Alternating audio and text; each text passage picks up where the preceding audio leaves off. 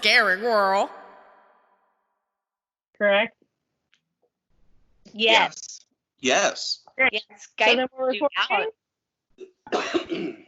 We're good. Hello, everybody. Hi, everyone. I'm Stephanie. I'm Sarah. I'm Chris. I'm Josh. And this is episode 100 of 100 Deadtime Storiez. Blah, blah, blah, blah. First Okay. video episode. And we're recording it on Skype, and we don't know how that works, so we're going to see what happens. Trying new things for y'all. But we are very excited to have two guests today. Philadelphia local queer artist favorite. We have Chris McCollum and Josh Hitchens today. Josh is also a returning guest. Yay! Yeah. So we're so excited to have you back. And Chris, we're so excited to have you here for the first time. If you two would like to take a little time to each talk about yourselves. Chris, if you'd like to go first. Sure. Yeah, I've been living in Philadelphia for about 7 or 8 years now. I've been doing theater, cabaret performances around the neighborhood. Shout out to Gay Bill at Tavern on Camac. We finally get to break quarantine and go back to that. I knew oh my gosh, yes, Chris is my Gay Bill partner this year. We have all the same Gay Bill dates, which, you know, at least 2 have been canceled at this point. But going forward, we're gonna be at Gay Bill together again. All the hugs. Yeah, this past year, I was really fortunate to get involved with Jaffe St. Queer Productions, and I did all 3 of their queer parody musicals. And the last one that we did was The Lizard of Oz, where I got to meet together. Incredibly talented Stephanie. She was playing Kasha Raz. Yeah. And Sarah, I met whilst doing murder mysteries at the Bistro Romano. Yeah, that's a thing. That's a thing that we do. That's a thing. It was a thing. It might be a thing. Right? I was like, maybe it's a thing of you two, and we'll see what happens. Who knows? Honestly, after that last show that we worked, when that woman walked in and started hacking, I was like, I'm going to get it. And once I hit 14 days after that show, I was like, I think I'm good. If I can survive Bistro, I can survive this. I can survive Bistro. I can survive this. So yeah, that's me.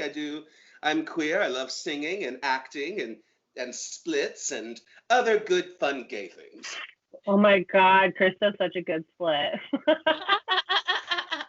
And then Josh Hitchens, we are welcoming back to the show once again after being on our first Guesttoberfest. Oh, scared our pants off. Oh my God, so good. Yeah, no, I am so thrilled to be back. I'm Josh Hitchens. I am a queer theater director, actor, and playwright, primarily working with horror. And I also have a podcast of my own called Going Dark Theater, which is also the name of my horror theater company. And yeah, I've done several solo shows. I've done my own versions of Dracula and Frankenstein and Sleepy Hollow. Probably most known for writing and performing The Confession of Jeffrey Dahmer. And I also directed Stephanie in Hedwig and the Angry Inch, where Stephanie was the best author ever was. Yeah. Well, thank you so much. I loved working with you. You are so entertaining. And I was saying, like, in the past, I was like, I've seen Josh's shows in, like, a big theater space, and I've seen Josh tell ghost stories in a garage, and no matter what, like, it is an amazing experience. It's so immersive, it's so exciting, and, like, no matter what space you're in, like, what you're going to do is going to be incredible. And me and Val still talk about seeing The Confessions of Jeffrey Dahmer. Oh, so good. Yeah, big fans, and very excited to have you back on the show. So thank you for coming, everybody. Thank you. Having us. So yeah, this is our first video episode, and like I said, we're recording via Skype, so this is new to us, but we hope that you get to watch it and enjoy, as we're gonna share different things. We have different stories. Before we get into telling stories, I want to give Sarah her present, her surprise that I have for her. Yes. This is the only reason I signed on to do this today. So I have a special 100th episode present for Sarah. So I'm going to see if I can share that in a way that everybody can see it. I hope so. Is it a new dog? What did you say? Did you ask me if it was a new dog? You know that I did. Ooh. I know you did. So here we go, Sarah. So happy 100th episode. Shut up! I was gonna do this for you, you bitch!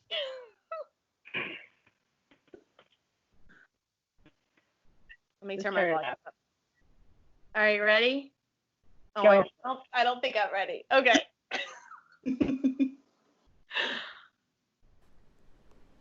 Hi, Sarah. Y'all ready to talk about some ghosts? That was from Stephanie. She wanted to surprise you. I'm going to do a little a shout out for just your podcast, your 100th episode. So here, get ready. Here it goes.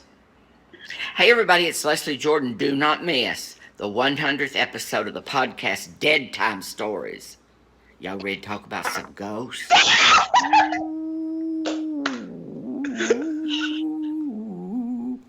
is that? A ghost story? Yeah. Oh my yes, God. he made a ghost story. I'm like crying. I love it so much. Amazing. I thought of that as a present for you back in January. Yeah, you beat and I me. was like, I don't really have like a reason to get that. And his fee at the time was less than it is now. But I put up a like a Facebook post that I blocked you from seeing, where I asked people if they would be willing to contribute so that I could buy this for you. So I want to give a big special thank you to Rachel, because Rachel contributed. Mary Angela, Zach, and Colleen all contributed to our Cameo fund. And then I got that for you, and I've been sitting on it, and I've been so excited. And then when we were talking last week, And I mentioned it. Everybody messaged me. Everybody was like, she got it. Oh my God. And I was like, no, she doesn't understand. And my big hope was like, I'm hoping, because now he's blown up on Instagram and he is unavailable on Cameo and he raised his fee. And I was like, what I'm hoping is that Sarah is going to have this idea and then she's going to look on Cameo and see he's not available and think that we don't have it.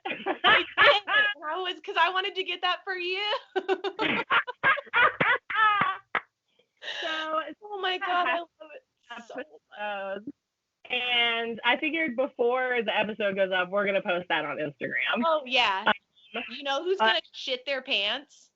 Colleen. And Sawyer. And Sawyer. Sawyer, we're just hoping Sawyer grows up to be Leslie Jordan. That's all I want. So we're going to do Chris first and then Josh and then us. Yeah, whatever. All right, This is everybody. the episode right now. I'm good. For the 100th time, Sarah. Stephanie. Y'all ready to talk about some ghosts? We're going to make that work. At some point, it'll be like even. We'll just cut in Leslie Jordan doing it now. That's what? He's got to be in our new promos. This has to be in our This is a new promo for us. So excited.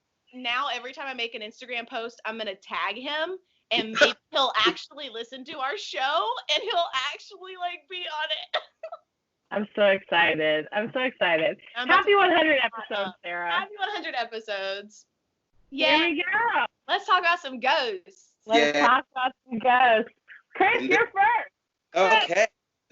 In this Leslie Jordan Gift of the Magi episode. Oh, my God. Where's my pen? I threw it. Hold on.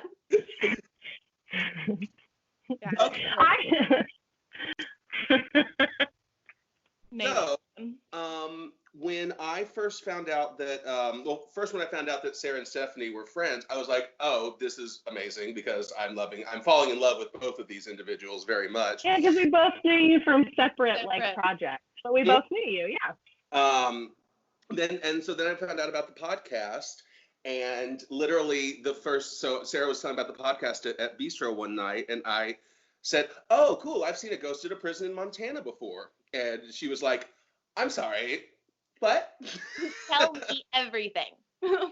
I decided for this, I'm going to do the history, a little bit of history, and then I'll finish with my like personal experience of the old Montana Territory prison. Yay! I'm so excited.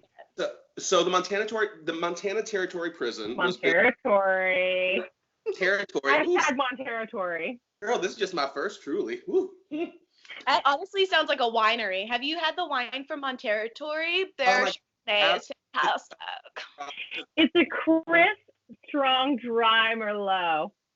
Will make you feel like you've been in a cell for years. Mm-hmm. So it was opened on July 2nd, 1871, in Deer Lodge, Montana. The U.S. Congress allotted $40,000 to build this because vigilantism and just crime was really bad in the territory. This was before Montana had become a state. So Montana became a state in 1890. So that's why it was the Montana Territory Prison. I looked it up. $40,000 in 1871 would be about $870,000 today. I was joking. It's like, that's $400 million in today money. So the plan was that they were going to build a 3-tiered building with 14 cells on each thing, like 42 cells. They only built 1 tier. So that meant there were only 14 cells built. Within a month of the prison being opened, they'd already had 15 inmates. So overcrowding, underfunding was just rampant in the prison. And that also led and the prison also operated under called the Auburn method of the penal system. I know you guys, when you talked about the Eastern State Penitentiary, that was the Pennsylvania penal system of just pure solitary confinement to be contrite, to think about what you've done to become a better person. But the Auburn method kind of takes the solitary confinement at night, but also includes group working during the day, but still completely silent. So that was the and because of overcrowding, awful. And because of overcrowding and drugs and black markets getting involved in the history of the prison, it didn't take very well. We'll just say that they weren't too happy about it. But by the problem peaked. The overcrowding problem peaked in 1885 when they were up to 120 inmates with only 28 cells. Stop. So these are 6 feet by 8 feet, cells, 4 inmates to a cell. And you weren't supposed to talk during the day? And you weren't supposed to talk at night either when all 4 of you are in there. That is awful. That sounds like the worst slumber party ever. Let's see. But so that was in 1885 when it peaked that. And by 1886, they were finally able to get more money from the government to build 42 cells. So they had kind of, it was double occupancy, but they were able to get enough cells for people. So that was so by the time the state became a state in 1890, there were finally enough cells for the current inmates, with a few for new inmates to be coming in. So in 1890, things really changed when Warden, what's his name? Old Warden, what's his name? Warden, I know his last name is Conley, so I just wrote down Warden Conley. I don't remember. I like it. His first name. But Conley took over. He became the warden in 1890. He became a guard in 1886. Yes, cheers. Yes, ma'am. Sorry. my next class. He was a guard in 1886, and within 4 years, he became a warden. And the reason he became a warden with his business partner was because at the time, the state was spending a whole $2 per inmate to take care of them per day. Ooh, big money. And they were like, that's a fortune. Well, that's why the state couldn't take control of the prison because they couldn't afford $2 per head. So what they did was they let Conley and his business partner run it because they said that they could get it down to 70 cents for the first 100 inmates and $1 per inmate after that. Oh. See, you said $2, and I was like, I'm sure they were like, can we get that down to 50 cents a person? Like they went on Shark Tank and they're like, if we could resource out to China, I bet we can get this down to 70 cents. Can we get a call center in And here? Mark Cuban was like, all right. Like, no, licensing deal. So one of the things that Conley remained the warden from 1890 to 1921. So he's one of the longest like administrations of one team. And he completely revolutionized the prison. He started more inmate labor intense work. Basically, he had the prisoners build up the prison. So I wrote MYOPC, make your own prison cell. Love it. Martha Stewart did an episode about that, right? Stephanie, they had their own in-house contractors, builders. Yeah, and it was Martha Stewart. Mm-hmm. In-house Martha Stewart. So aside from building a lot of the prisons, he also got the inmates to start doing state and local services like ranching, logging, road building, things like that. So you can put a pin in that, but you also could tell that means that while Conley's running this, he's making profits from these acts and not paying his inmates. Right, So, of course, because they're Capitalism prisoners. at its finest. Don't prisons still do that? And our prisons still overcrowded and underfunded? Huh, funny. Yeah, a lot of Crazy. America. a lot of problem, and I'm just like, it still is. So his first project was in again 1890, and he built a two-tiered long room of wooden bunks. So there wasn't even like prison cells; it was literally just wooden bunks, two tiers of them, that could house 150 inmates. So the thought being like it was like one large room for 150 people. So it was like a slave ship, but on land. Yeah. See, I was going with summer camp, but yeah, yours is probably better, Stephanie. Summer camp with. So that's how they packed him in to bring him over. Mm-hmm. Right. So he waited 3 years so that took a while, and he waited 3 years, and at that time he then started building the wall. Tell me all about this. And So the wall. the wall between Montana and Mexico. I know. Because that caravan's coming right on up to Deer Lodge, Montana. That's their number one go-to. Who doesn't? What Mexican doesn't want to go to Montana? Oh, I should say. Mexican, Montana, same syllables. I don't. Basically, it's one of the same, really. I don't know if I mentioned this, but this is in Deer Lodge, Montana. That's the town that the old Montana State Prison, and then eventually the prison was decommissioned in '79, and the new current prison, Montana State Prison, is just like a few miles outside of the city. So it's all still in Deer Lodge. So this wall stood 22 feet tall, was made of 3.5-foot thick bricks, and the wall also went 4 feet into the ground. So this thing was massive. And the inmates built it, right? The what? The inmates built it. Mm-hmm.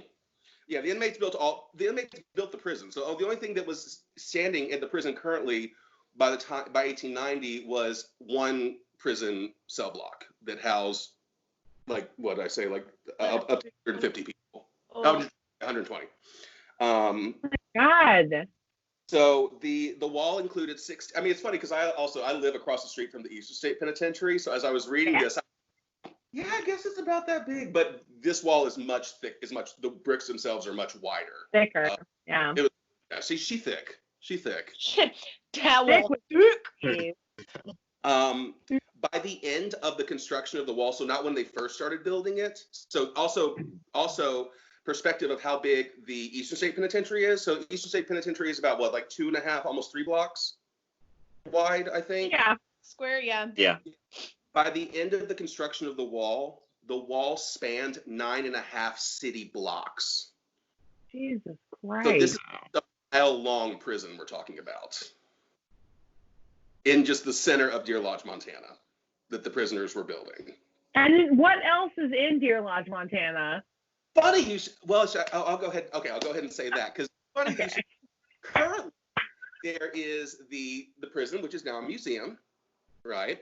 There is the what is it called? It's called like the Western Frontier Museum shop that you can purchase like leather jackets and like knick-knack, paddywhack, give a dog a bones. Sure. Some of them, but what's cool is some of the things are consignment. Some of the things are actually made by current and former inmates. I was going to ask that. And the gift shop is also run by current inmates that are allowed to work outside the prison. Wow. So JT and I'll stop for a second because when JT and I went, JT bought this leather jacket from. Wow.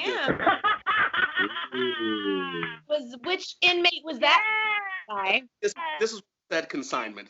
Oh, it was good. And then both. So there's also of course, like a Deer Lodge, Powell County.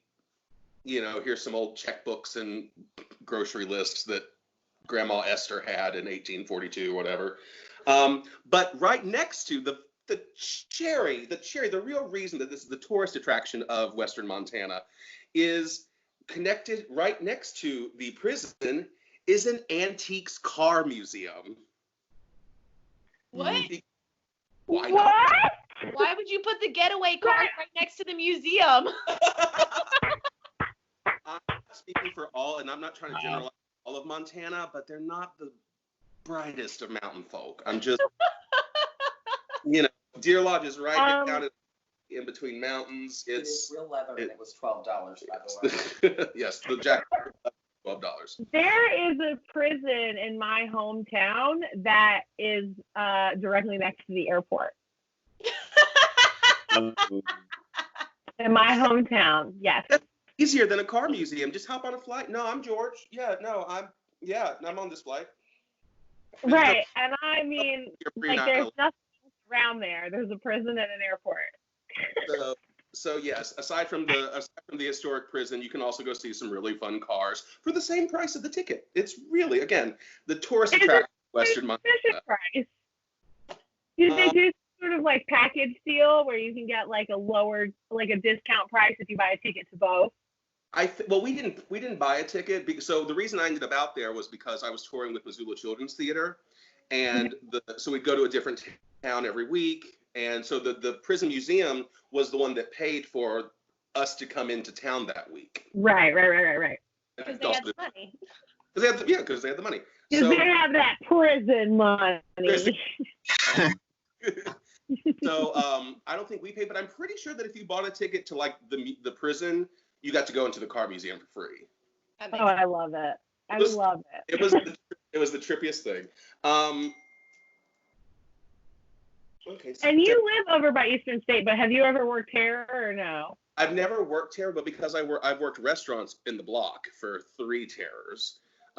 We don't call it October. We exchange the first syllable for a deleted expletive. Oh, we say them on this show. Yeah, it's Fucktober. Like, it's the season of Fucktober. We all make our coin, but we work for every cent of it, girl. I'm sure you do, because I worked terror last year for the first time. Yeah. And yeah, I had a lot of fun, but they flood that street, especially like Jack's. They flood that entire street, all the bars when they get out. Yeah, I work my day job at like 6 a.m. So I would work terror and I'd have to immediately go home and sleep for like 3 hours and then get up and go to my day job.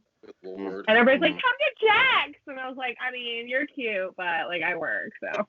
Yeah, anymore. So maybe this year I might go see if I can go like sing with Shannon in the Speakeasy or something like that. But yes, that's where I worked, because that's how I met Shannon working at the Speakeasy with her.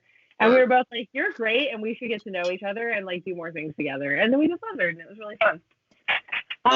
So did you have a personal experience at this?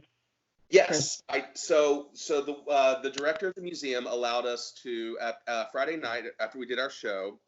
the director of the museum gave us a personal guided tour of the general population building, and that was the building that was built in 1912. That was like the last Gen Pop cell block to be built, and it was huge. It ended up 400 inmates could be housed. There was 4 stories. Math, how many down? Like the open air, or were they individual cells? No, this was an open air. So what it was one long rectangle with the cells on each of the sides facing the outer walls. And in the middle was where they got the ventilation pipes, the plumbing pipes, so they could so that was actually what was really cool about cell block 1 that they later referred to was that was finally the first time that any inmate at the Montana State Prison had a toilet. From that didn't start till 1912? 1871 to 1911, you got a clean water bucket and a waste bucket. And it was also the first cell block to have any kind of ventilation or heating. And in Montana, it can be negative 30. Montana! That's fucking crazy. Well, and then in the summer, it can get 100 degrees. Like, it's big sky country. It's gorgeous, but shit can get cold and shit can get real hot. So if you can think about all these like just warm rooms with literal shit in buckets, you know. I don't want to think about that. Was it single sex or was it men and women combined? Men and women until 1902. In 1902 is when they finally built a smaller woman's facility. So from 1870 to 1902, the women were in the shit with the men, literally. Yeah. Equal rights? I think equal rights. I'm gonna take 73 shits on their one big shit on that one. There's these small shits on there, one big old. Yeah, that's fine. 83% less. 83% of the man's one shit, so that makes sense. And that's as a white woman, 73% of their shits. As a woman of color, you might get as low as 52 shits to their one big shit. Just a couple of nugs, man. That's it. I mean, that's just a couple of corn kettles away from bullshit. And that was changed. That was in the women finally also got their own just like prison area in 1950 something, and that little prison block became the Max Ward in the 1950s. And the director and her daughter, who's also a medium, said that we were not allowed to go. Wait, go back. Her daughter. Like he glossed right over that. Back. Oh, her daughter, the medium. Her name was Alex. Yes. Does she have a show on TLC yet, or what? Medium. One of my Montana Medium. But one of my sources was Ghost Adventures, available on Hulu, season 11, episode 2. Is the old Montana State Prison, is them going there. I'll cross that off my list because I've been using them as my references for what I need to talk about. Guys, just like what they talk about Ghost Adventures. If you watch that episode, they interview the daughter, the medium, for quite a while. They don't show the director, but they show the medium. So I got to go we went and did a tour, went into the church. That still has a congregation that meets there, by the way. Fuck that. No. Well, maybe not right now. But they still have like a small group of like, I think like just former inmates and like, you know, people that used to work there that still go to this. It's insane, Montana. And we went there again. It was pitch black. We had our flashlights. That's all the light that was available to us in the room. And JT found an old church off to the side that was super out of tune, and he goes over and he played it. Moonlight Sonata. Why? Out of Moonlight Sonata is what JT played. I just $12 leather jacket and get out. I always think of interviewing a vampire, or with a vampire when Lestat comes back, and he's playing from like the swamp, and he's all like gross, That's always what I think of. Yeah. Is him just like creepy and like reptilian at the organ. So Is that he let the ghosts out was by playing the organ? probably, well, he let somebody out. So we finally get back up to the general. We're like, ooh, that's my jam. Ooh, Alexa, play a really spooky Moonlight Cinema. Alexa. Keep it in a high key. I like it. So we finally we walk back into the general block and we sit in the middle on one of the, I think it was on the left side. We sat in the middle of on the wall, and we did a full on EVP. We got our phones out and started just asking questions. And we probably talked for like 15, 20 minutes, not too terribly long, because it does get hella boring after a while if you're not hearing any ghosts. Yes, it does. Yes. Like, I guess I'm just talking to myself out here. What else is new? And they're like, regret. And you're not. Spirit box and not an EVP, so I heard that shit real time. So we're starting to finish, and here the director is like, all right, so if there's anybody that wants to come forward and talk, and right around then I did start feeling that I was being watched on my left side.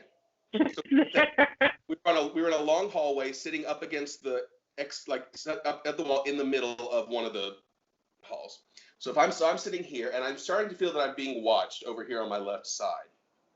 So she's about to finish up. She anybody has any last minute questions, if anybody has anything they want, if anybody wants to come forward and say anything, I start hearing heel clicks.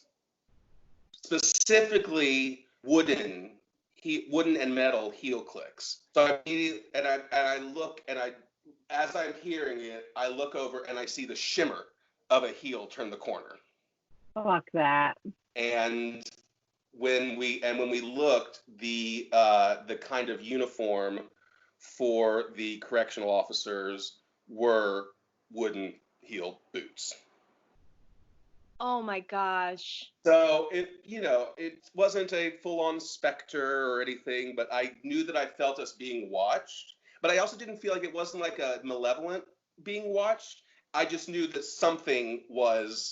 I did feel that something was looking over us. And when I saw that, I was like, oh, it probably was a warden or a correctional officer that making his rounds.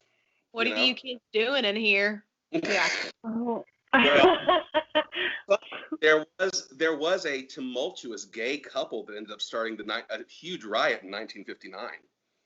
In Of course they did. Yes, queers. Yes. Well, I mean, when you're keeping them all Incite that themselves prison riot. and they can't talk, what else are they gonna do? They were fucking. You can't talk with your dick in your mouth. Mm-hmm. Period. So the last little paranormal experience was, so we're walking back around and we're taking a look at just straight on down the middle where the ventilation pipes and everything are. And there's no real board walkway. It's literally planks of wood, so workers can get in and through the cells. And so we're shining our light and we see something. It looks like a light colored wood, which is weird because this is all cement and metal pipes. There's no wooden things in this prison. And we're like, it looks like it's all the way down in the middle. And we're like, that's weird. Okay. So we go back around to the right side and get into about where the middle of the cells are. And we shine a light, and the director's daughter the medium, shines a light through, we go into one of the cells, shines a light through one of the cells, and there is a full chiffon, chest of drawers, in the middle of this walkway. And we're able to see, because once we got close, we were able to see it, and we were like, what is this? The director starts freaking out on us because she has no idea how this would have gotten there. And the medium is really starting to get worked up. And so here's JT and I that are two randos being led by these two who are getting freaked out by something. And they're there all the time. And they're there all I the was time. saying they're there a lot, right? So for them to freak out, Like, I want you. This was like a full-on like wardrobe, like Beauty and the Beast size fucking wardrobe. Just in the middle of the corridor. There's again, like I said, it's just planks. There's really no way. Somebody would have to get like a lift or something and meticulously put it in there.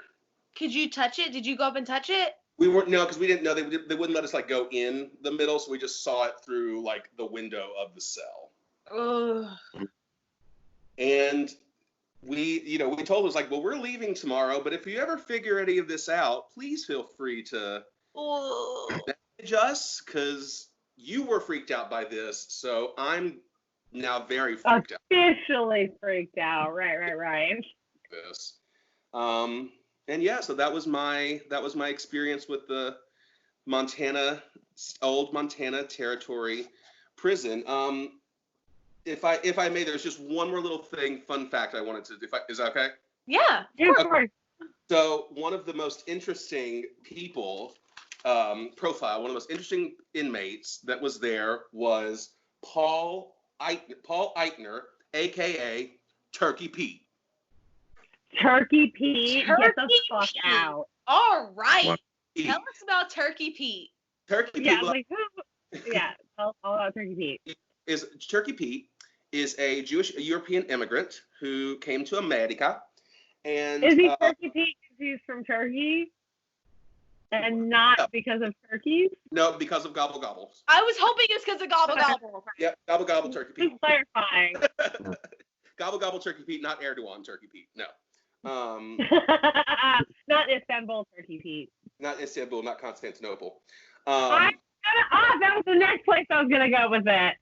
So he was Constantinople was Istanbul. convicted of second-degree murder in 1918 and brought to the Montana Territory Prison. Well, state prison by that point. Territory. He was living in a boarding house and had grown fond of a female boarder in this house. But there was also a door-to-door salesman living in this house who she Hmm. fond of. Uh-oh. And they start dating. So Turkey Pete gets real upset and literally walks into the kitchen with a .38 revolver, shoots him dead. Gobble Gobble that bitch. Damn. Get pardoned on this Thanksgiving, bitch. Gobble gobble this bullet. So for And the, he was not thankful. for the most part, he was a model inmate. Like he was there was also a prison band.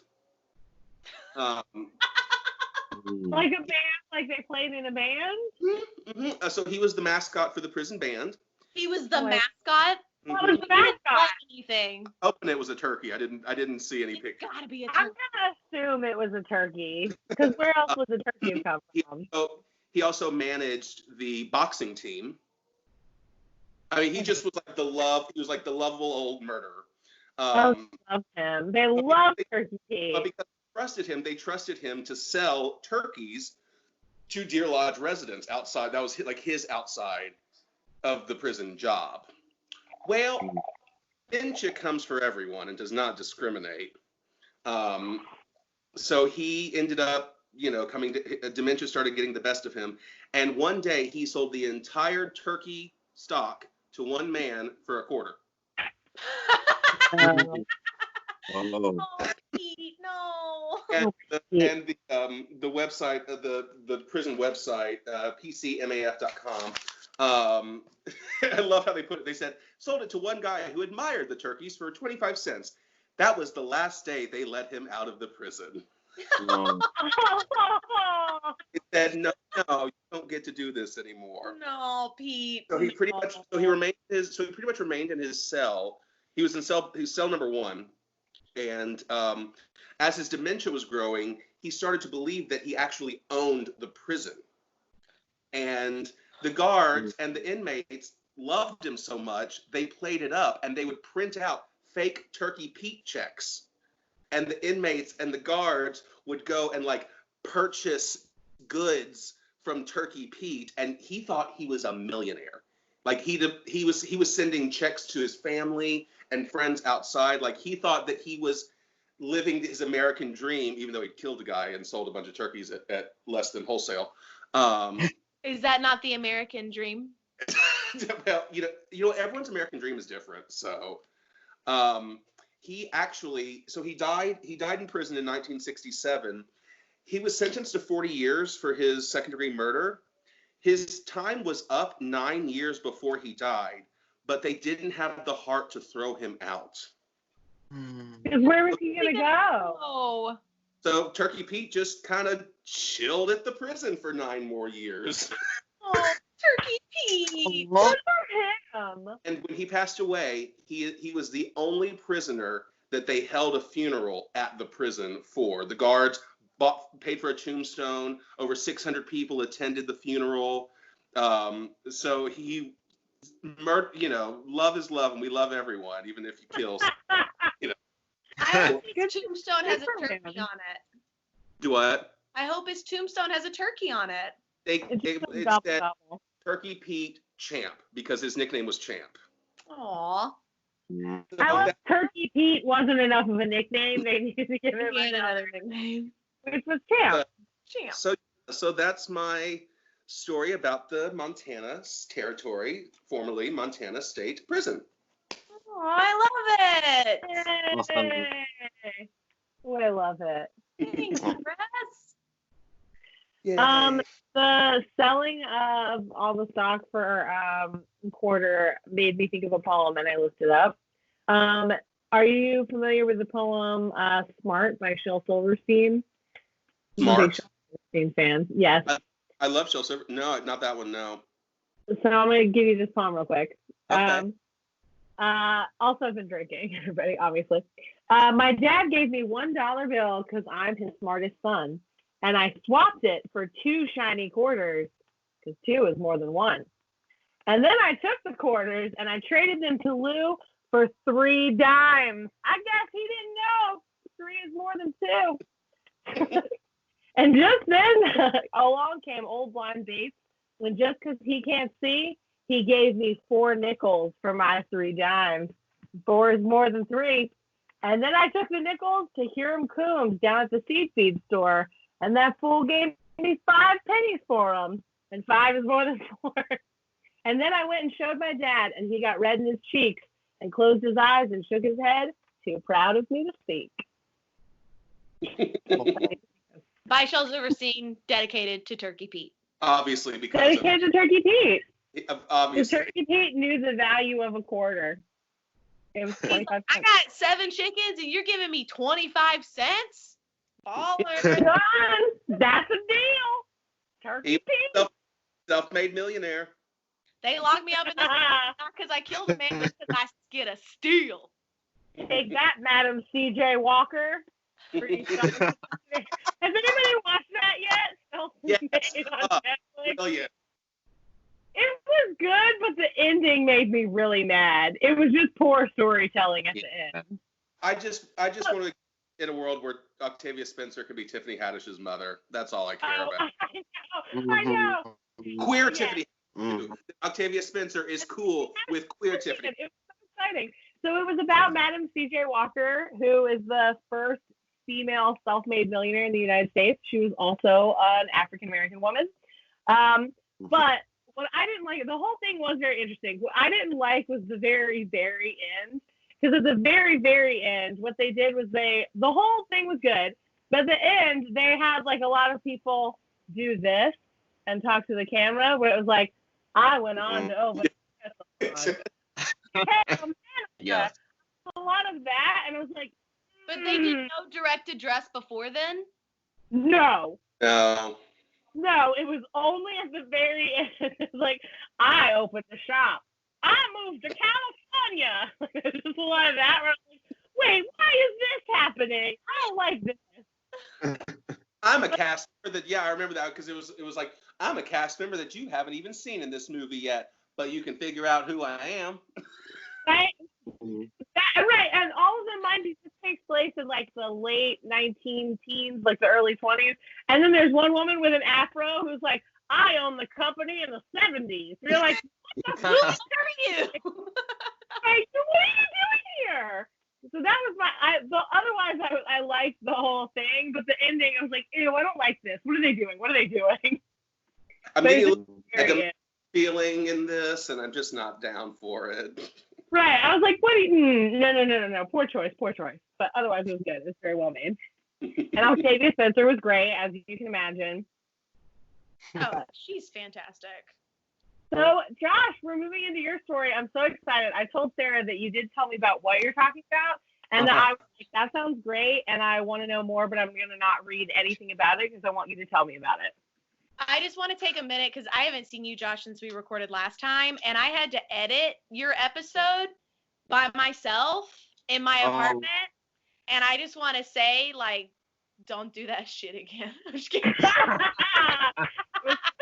I was terrified.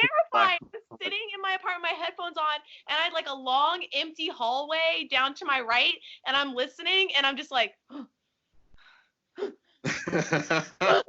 okay, everything's fine. This is only the third time I've heard these stories. They still get me. Every time. Woo! Let's buckle in. Well, right, I'm not going to do something as traumatic. Thank you, John. So Turkey Pete's actually a really good segue into what I'm going to talk about, because I'm going to talk about I'm going to talk about Mike's headless chicken today. Now, this is something that I very recently learned about because one night my partner and I were getting ready for bed, and I don't remember what we were talking about, but whatever the conversation was led to him asking, hey, isn't it true that chickens can live for a long time after they have their heads cut off? And I was like, I don't know, but now I need to find out. So I Googled this, and the first thing that comes up is this Wikipedia page for Mike the Headless Chicken. And you can Google him and see pictures of him, actually. So here's the story. Begins on September 10th, 1945. A farmer named Lloyd Olson in the town of Fruita, I'm not sure, but that town in Colorado. He was planning to eat supper with his mother-in-law, and his wife sent him out to the backyard to bring back a chicken. So Farmer Lloyd Olson chose a 5.5-month-old chicken of theirs whose name was Mike, and took an axe and attempted to cut Mike's head off so they could cook him and eat him that night. But Farmer Lloyd did not have very good aim, and when he hit the chicken's head, the axe did remove the bulk of Mike the chicken's head, but it missed the jugular vein and a clot formed, so he didn't bleed out. He still had one ear and most of his brainstem intact. He survived.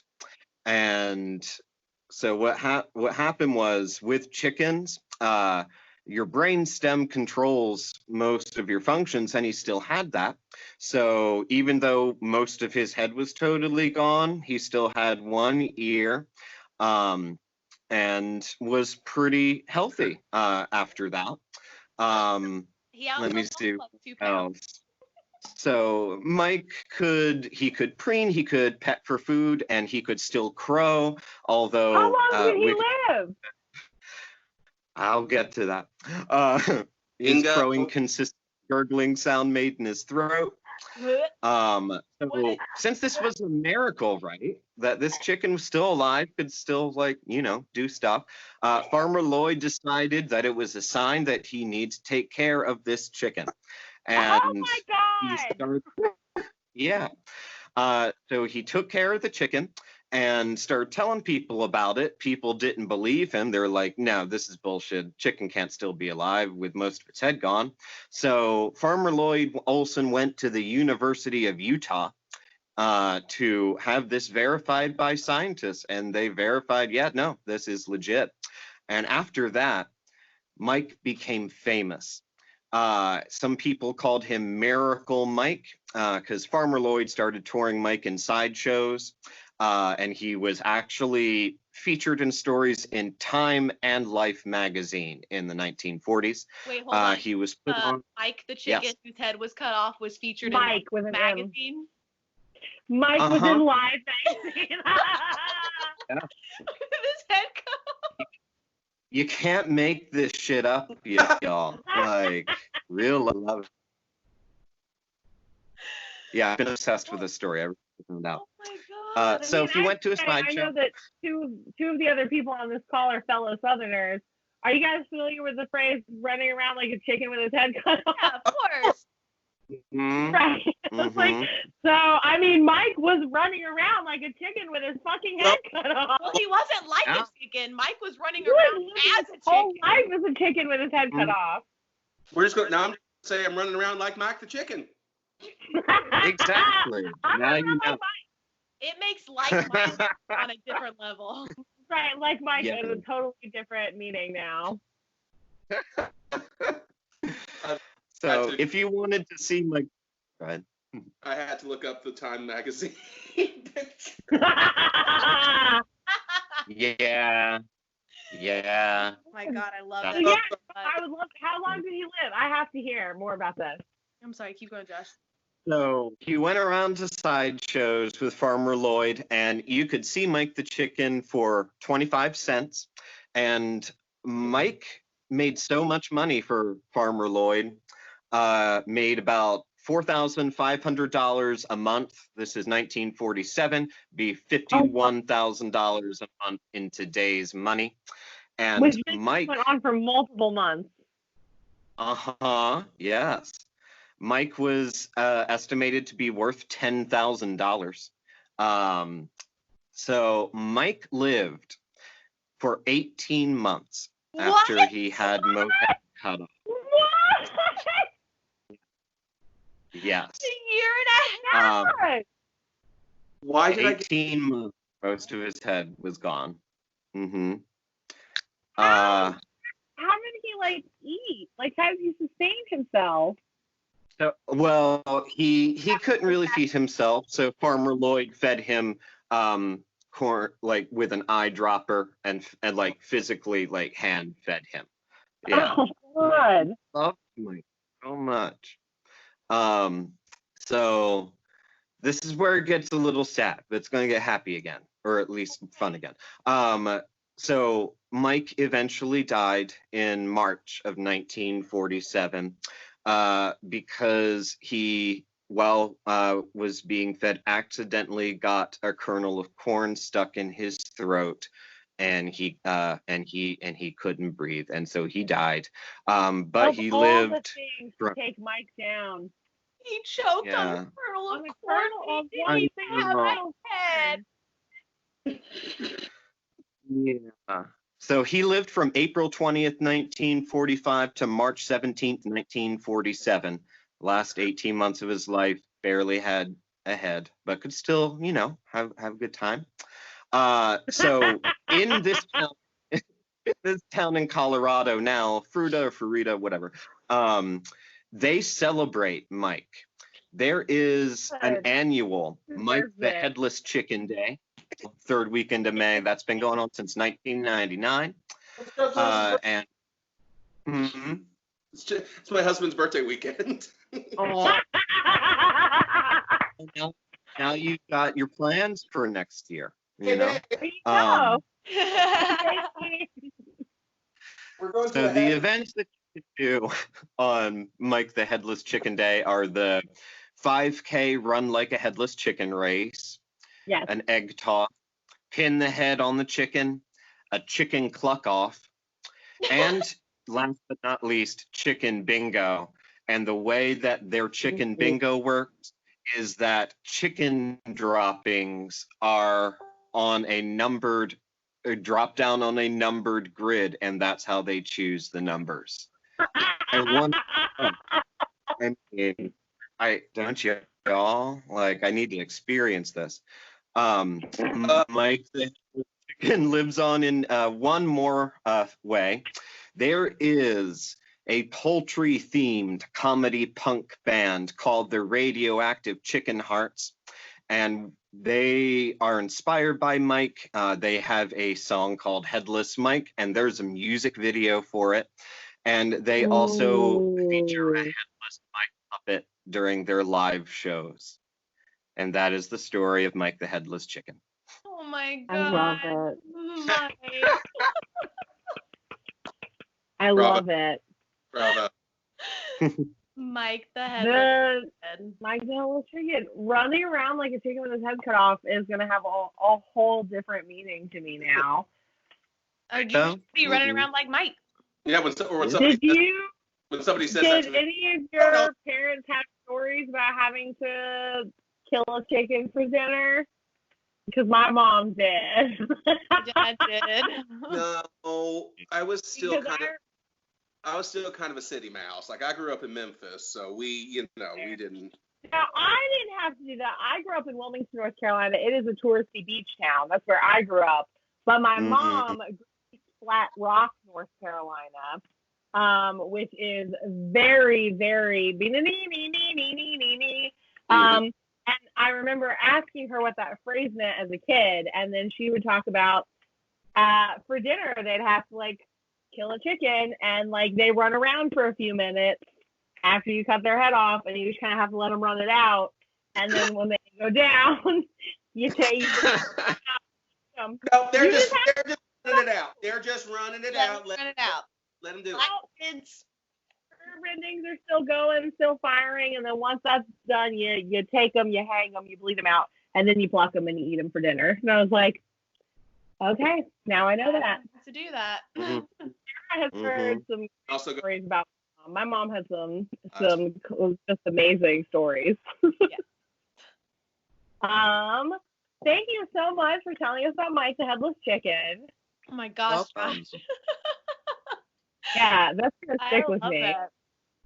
I feel like we had two nice, light-ish topics until we delve into politics. I know, and we're going heavy, and we're making very light of it.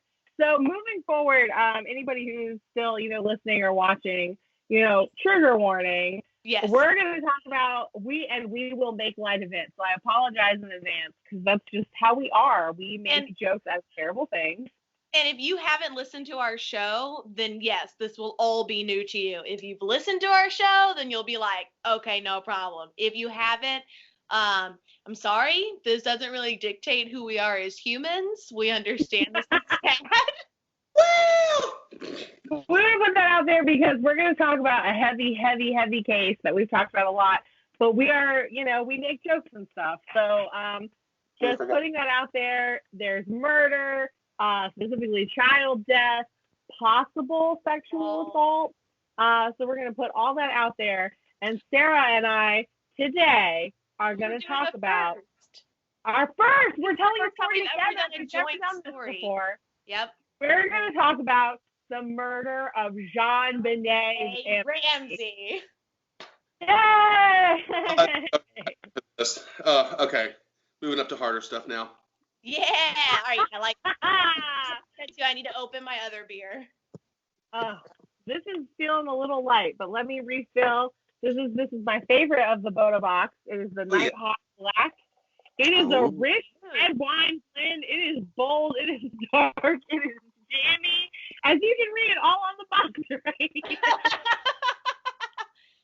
This is my favorite box in the entire universe. I love it. So good. I'm drinking a good old Philadelphia Evil Genius Brewery. Stacy's mom. Yeah, what's up? You got it going on. R.I.P. Adam Schlesinger. Yeah, I was like, 6 pounds of pain. We lost him to coronavirus. This is why we're recording remotely. Mm-hmm. I was playing Jackbox with some friends through Zoom, and we all just make up different funny names just because why not? And this was last week and my name was Stacy's mom, and within minutes of us playing, I got the Facebook notification that he'd passed. Oh, woof. I made a joke about Christopher Reeve, and then he died, but that was back in high school. That was a long time. Which was so many years later. what's the opposite of Christopher Reeve? Christopher Walken. Boom, she got it. Oh. And then he died. And then I started going, what's the opposite of Christopher Reeve? Christopher alive! No, it should be who is Chris Reeves now? Chris Angel. Oh, that's That's good.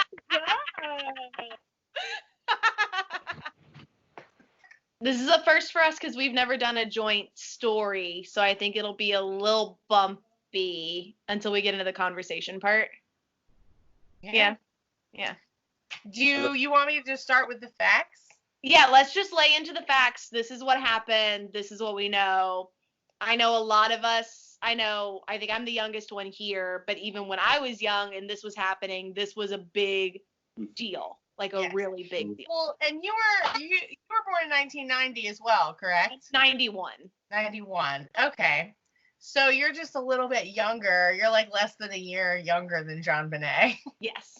And then I was just a little bit older than John Benet because I remember this case from when I was younger because for me, this was my first really understanding of like a child could die. Do you know what I mean? Yes.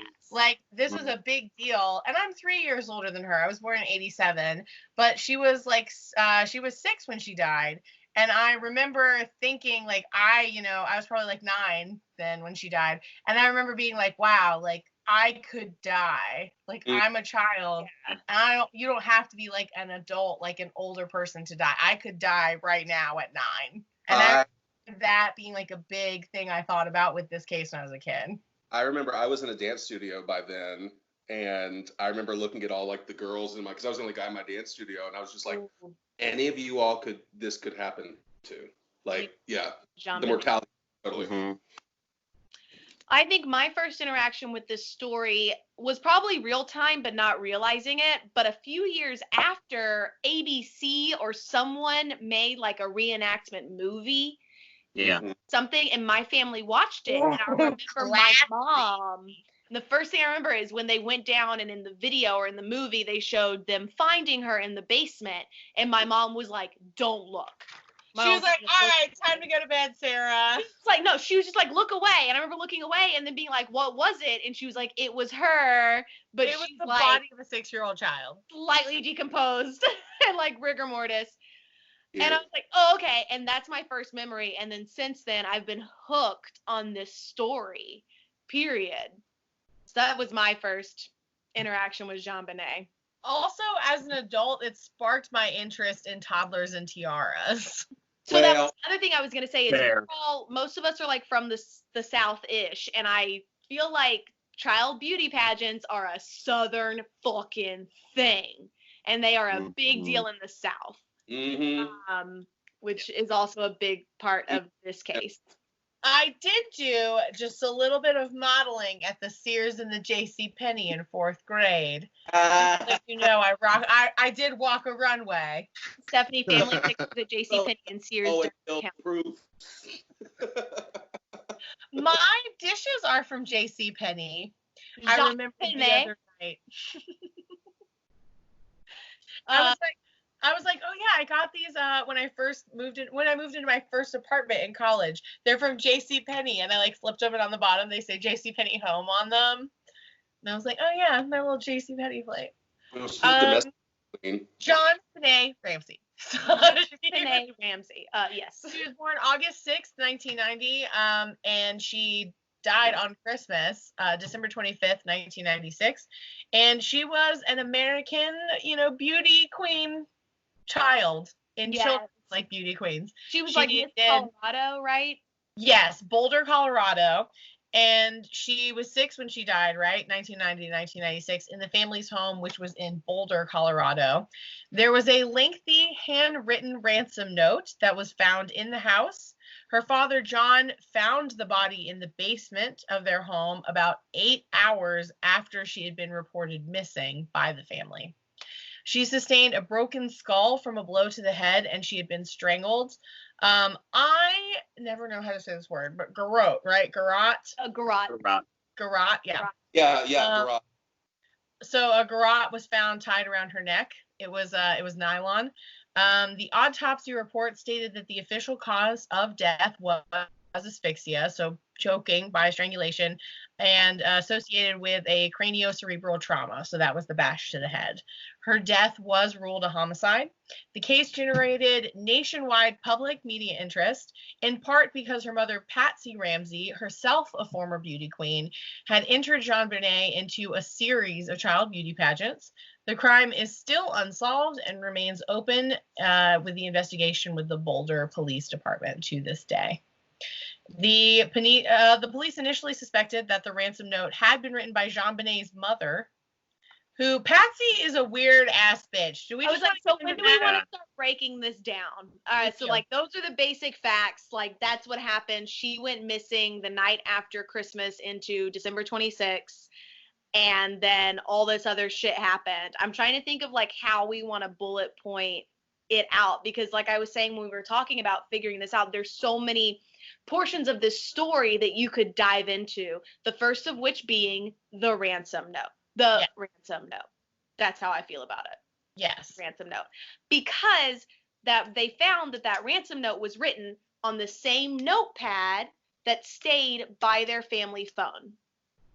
John gave that notepad over to police, seemingly not knowing that it was written on that notepad. On that notepad. Patsy's, they made her do a handwriting test of that letter. I can't even remember how many times they had her write it. Yeah, that's right. She wrote it over and over and over again. And a lot of times there were a lot of similarities. Yeah. But at the same time... Up too, right? Hmm? She would kind of like change up how she was writing it too, right? Yeah. She refused to write out 119,000 as numbers. She would only write it out in words. She would not write the numbers. She refused. And she would also say shit in the questioning of like just really weird negating stuff where I don't know if she was coached by a lawyer or what, but just things of being like, well, I mean, they're like, she's like, yeah, that O is similar. They're both circles. Just isn't that how everybody writes an O? It's not just how I write an O. It's how everybody writes an O. Thank you. I mean, my O's are boxed, so I guess that rules me out. I put a line through them. And then they found the letter, but the letter was placed on the staircase. But they would have seen the letter before they went to notice that JonBenet was missing. But then she also still will say that she has not read the entirety of the letter. And I'm sorry, if your child is missing and someone wrote a ransom note, wouldn't you be scouring that thing? It's also weird because she said how she noticed that she didn't know her daughter was missing. She found the ransom note first. So how did you not read the whole ransom note? Read the whole note. According to the statements that Patsy gave the authorities on December 26th, 1996, she realized her daughter was missing after she found the 2.5-page handwritten ransom note on the kitchen staircase. And then, the ransom note, and that's unusually long. Like that's a long. It's usually like we have your daughter give us $100,000 in like little, newspaper and magazine letters, but this was a handwritten letter on the steno pad from upstairs. And it makes a point. 4 points of why you should give us this ransom. Point number 1. Yes, and it's all about John Ramsey's business in a way to like, because you're doing this with your business, we're going to take your daughter and we want this. And then if you don't give us, like, they say, don't call the police, don't talk to a neighbor, don't even talk to a neighbor's dog, or we'll kill your daughter. The neighbor's dog. Or something, some bullshit. I haven't read the letter, but like in a while. I'm Patsy. I haven't read it. I skimmed it. So the body is found the next day. It wasn't found until 1:00 in the afternoon. Detective Arndt asked John Ramsey and Fleet White, a family friend, to search the house to see if anything seemed amiss. They started their search in the basement, which is where the body was. John opened the latch door, which of course before that they said they looked everywhere. We've looked everywhere. We can't find our daughter. She's missing. We've looked everywhere. As soon as they go in the basement, John opens the latch door, which Officer French had overlooked, and found his daughter's body in one of the rooms. JonBenet's mouth was covered with duct tape. A nylon cord was found around her wrists and neck. Her torso was covered by a white blanket. John Ramsey picked up the child's body. Favorite blanket. And he didn't like scream and like call people down. He scooped her up. John picked up the child's body and took it upstairs. When Jean Benet was moved, the crime scene was further contaminated and critical forensic evidence was disturbed for the returning forensics team. So because he did that, there was nothing they could really do forensically to check that area because he was all over it when he scooped her up and brought her upstairs. So I read that detective, is her first name Louise, but Arndt, A-R-N-D-T, or A-R-N-D-T? Detective Arndt. Do you want to have her first Linda name? Arndt. Linda. I knew it was an L. Because she's written and talked a lot about just observing the Ramseys and watching how strangely they behaved. How strangely they behaved. I mentioned to you, they were never interviewed together in the same room once the police showed up. They were always separate. And the mom was apparently frantic and crying and, you know, all that stuff. And the dad, John, she described him as cordial. Yeah. When I showed up, he was cordial. He was cordial. And then they mentioned how he goes to the kitchen and he starts going through the mail and is just very, I don't know, I guess maybe like separated or something off. But all the while, in what Linda has written about it, she's like, you know, I can't really say how parents should react to losing a child or a missing child or what, like, who knows? But a big portion of it was her realizing that the ransom note gave a time for when they needed to do the first monetary drop-off and when the first phone call would happen. And that time passed. Parents didn't say anything. They didn't be like, this time has passed and no one's called. This time has passed and nothing's happened. It just passed and no one said anything. Yeah. And then she said when they went down to the basement and then John found the body, she described him bringing the body upstairs. She said that he had grabbed Jean Benet by her upper thighs and was holding her like this to where like her thigh, like she was a stiff bored baby doll because rigor mortis had set in and her arms are above her head. So he's just grabbing her like this, brings her upstairs, sets her on the couch and is like, call an ambulance, call an ambulance. And Linda is like, we all already knew that that kid was dead. Yeah. And then he said he was just like kind of over her crying. And there's a moment that Linda said that she saw John look at her. And in that moment, she just felt that they had something to do with it. Now, the 911 call that the mother made, was that when they found the body or was that when the body was when she was missing? It was when she was missing. Okay, because I do remember. Here's I remember listening to any kind of 911. Oh, cute. Xander. My baby Xander, right? Yeah, I was like, this is my firstborn, my son. Aww. It's so terrible listening to 911 recordings when Sarah loves it. So okay, I was like, I have a lot to say. When I have an opinion about a person on a 911 call, I can't listen to it. So it's hard, right? It's hard to listen to it with any and give them any benefit of the doubt. You're like, I already have my opinions, and you are confirming all of them. That's even when I'm driving, and if somebody cuts me off or drives really shitty, here's the thing: no matter what they look like, no matter what their race is, no matter if they're a man or woman, no matter what, once I pull up and see that person, my immediate reaction is, of course. You're an ass. I'm like, of course it's you. And I feel like that's how Sarah is about Sarah's like, Sarah listens to these 911 calls and she's like, of course. I do. Well, and again, because we were talking about how we were going to talk about the case on the air, and I was like, oh, and then we have to talk about the 911 call. And we were both like, well, there's a whole thing about 911 calls. How can we say how distraught someone would be? And there's a case where Stephanie brought up the staircase story. I always bring up Michael Peterson and the staircase. She's like, she's bleeding. She's not breathing. And you're like, wait, what was he doing? But then there's also, I listen to Dateline NBC's podcast, and they talk about a lot of stories, and they talk about 911 calls when they talked about the thing about Pam, that story, which I talked about on the podcast. Well, that 911 call that the husband made for Thing About Pam, they were like, he did it. Listen to this call. There's no way he sounds like he's faking. He did not do it. He definitely found her that way. And there's just no way of really knowing what people are feeling through their voice when they're on the call. Yeah. What's interesting about Patsy's bullshit acting. Sarah's like, still, I believe I know what she was thinking.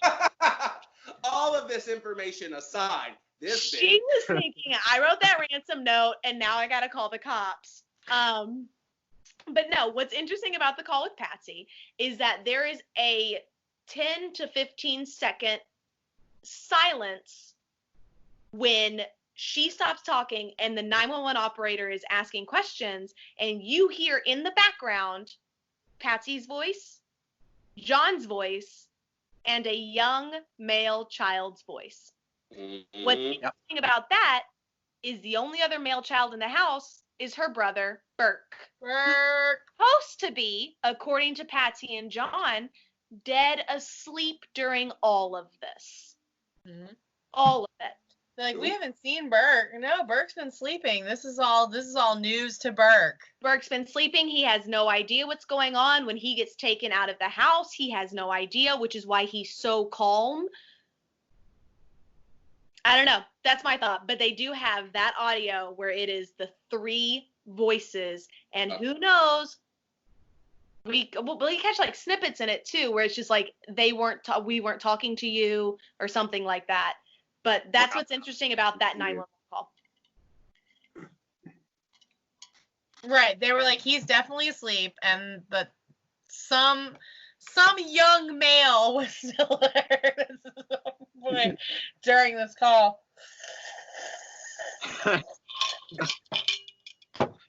Just sipping a little tea on that. A little wine, though. Damn. And I'm drinking like mason jars full of wine. Like, I'm pretty deep right now. So was Patsy when she killed her daughter. Oh no! Okay, do we move yet to theories? When do we move into theories? I don't know. I feel like there's so many facts to go over. There are so many theories, and we can go over other people's theories, and we can also talk about like our own personal theories. The investigation to this day, it's still open. They never closed the case. It never became like a cold case. It is still open. Well, Patsy is dead, and isn't John dead? No, John's alive. John's still alive. Patsy is dead. Actually, if you really want some fun, I don't know if you guys watched it yet, but it's on Hulu, but it was an ID, a Barbara Walters special from like 2015. I was going to say, is it that 2016 CBS documentary? I haven't watched it yet, but I want to. But she re-interviews John. Without, with Patsy being dead. Barbara Walters, John Ramsey together. It's amazing. The whole series itself, there's 2 seasons available on Hulu. Sorry to not non-John Benet related, but she goes back and like revisits old cases and old things that people that she interviewed, and then she interviews either them or family members in 2015. Would you like to read the ransom note? The Menendez brothers. Oh my God, the Menendez brothers! We haven't even gotten to them. Oh my God, get out! Jim and Tammy Faye, Gene Harris, the Scarsdale murderer. But she goes back and like for Gene Harris, I know she interviews her son, and it's just anyway. Seeing John Ramsey with Barbara Walters 5 years ago was the most bone-chilling thing. It was so weird.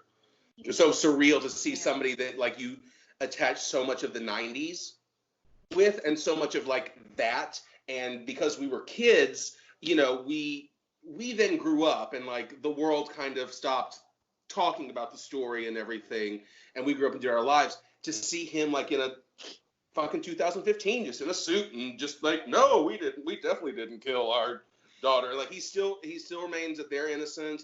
Yep. Like to this, like he will go to the grave saying that. Yeah. It's anyway.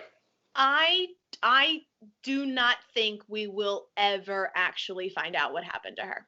I really, really don't. Yeah. I mean, when you say it like that, right? Even if somebody were convicted, would that be positive for you that that's exactly what happened? Because sometimes just because somebody is found guilty doesn't mean that that's exactly what happened. Yeah. So we'll never know. But even if somebody is charged with it, we'll never know. Even, you know what I mean? Because somebody did come forward. Remember, there was the false confession from, oh my God, what is his fucking name? Last Let name. me pull it up. I have it. I so have it. False confession. John Mark Carr. Yeah. The guy who Mhm. falsely came forward and said that he did it. John Mark Carr, he was a 41-year-old elementary school teacher. He was arrested in Bangkok, Thailand. This was back in 2006 when he falsely confessed to murdering Jean Benet. He claimed that he drugged her, sexually assaulted her, and that he accidentally killed her. According to CNN, authorities also said they did not find any evidence linking Carr to the crime scene. But in his confession, Carr had provided only basic facts that were publicly known and failed to provide any convincing details. His claim that he had drugged Jean Benet was doubted because the autopsy indicated there were no drugs found in her body, just pineapple, which me and Sarah have talked about. Right. DNA samples that were taken from Carr did not match any DNA that was found on Jean Benet's body. So my thing is, if let's say John Bennett gets a fucking conscience and decides to come forward on his deathbed like Ted Bundy, and here's what happened. That's what I would believe. Do I think a third party had anything to do with it on their own? No.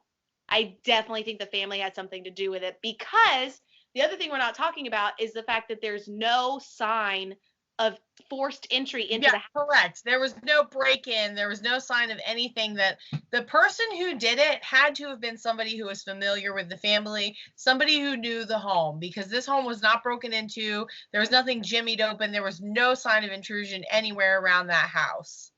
And we do know that she was changed from what she was wearing to the party and her night clothes into long johns, so something else completely. So she had her clothes changed. She was reportedly, the autopsy doesn't give a definitive, like she was sexually assaulted. Right. But they said that there were abrasions, blood, and that her hymen showed signs of having been like fucked with, but that there wasn't any actual evidence that she had been sexually assaulted. But it looks towards everything is the Jean Benet case. There are all these things where it's like there's signs that this could have maybe happened, but there isn't a lot of hard evidence that say this definitively happened. I mean, she was bashed over the head. She did eat pineapple sometime before she died, but both of her parents were like, we didn't give her pineapple before bedtime. Pineapple in the sink. Right. There was pineapple in the sink, and pineapple was found in her stomach contents during the autopsy. So that was the last thing that she ate.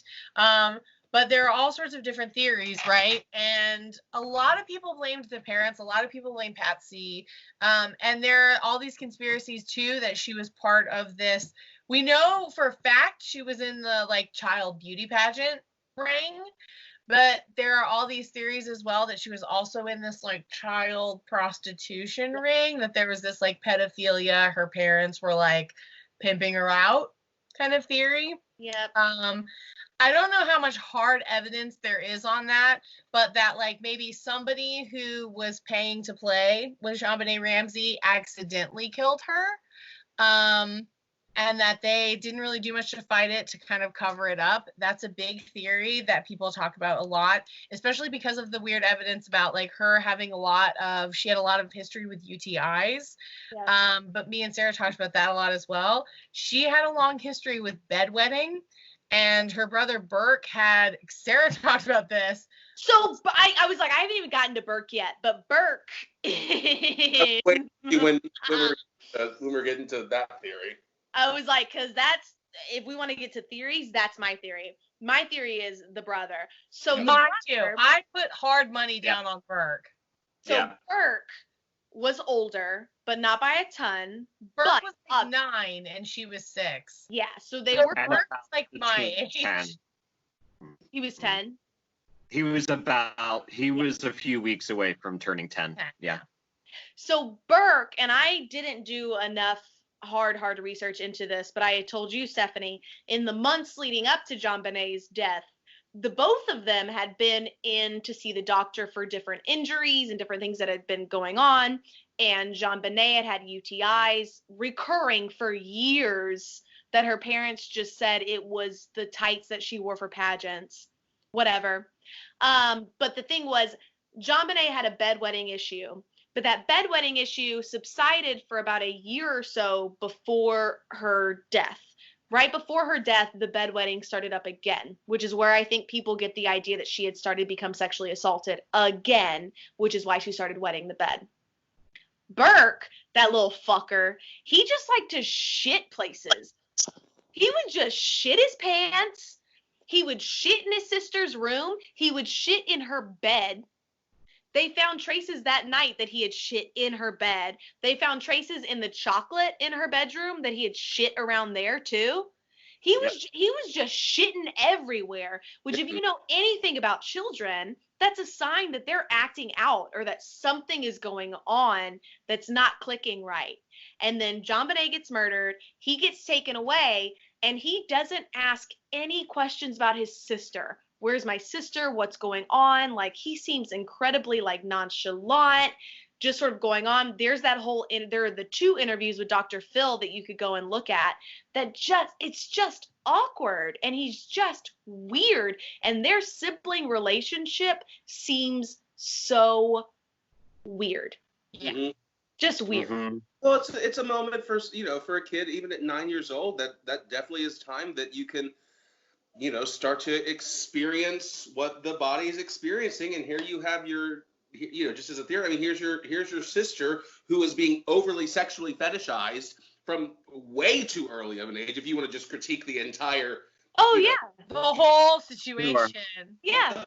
If you want to take down toddlers and tiaras right now. But here's a kid who clearly is a bit of an outsider, a bit of a loner, who's got these feelings, is starting to, the hormones are starting to get to him. He can't explain it. Clearly, his parents are more involved with John Benet's life than his life.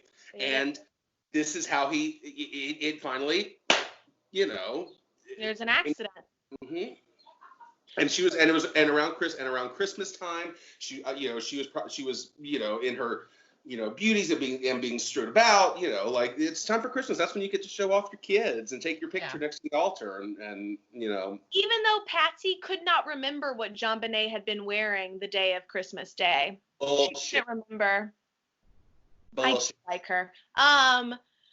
But the thing with Burke that I find interesting is like sibling rivalry and jealousy is a real thing. Like it's absolutely 100% a thing. And if you have him, who's the oldest child, who's now being drowned out by his younger sister, who's getting all of the attention, all of the affection.